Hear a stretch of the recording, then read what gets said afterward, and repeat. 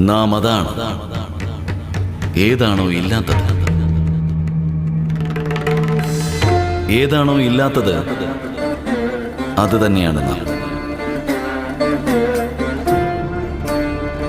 ഏതാണോ അസ്തിത്വത്തിനും അപ്പുറമുള്ളത് അത് നാം തന്നെയാണ്.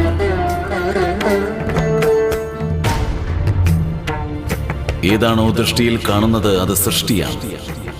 ഏതാണോ സൃഷ്ടിക്ക് അതീതമായത് അത് നാം തന്നെയാണ്. ശ്രവിക്കുവാനാകുന്നതെന്തോ അത് ശബ്ദമാണ്.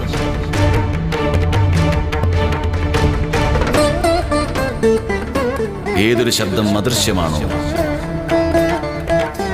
നാം അത് തന്നെയാണ്.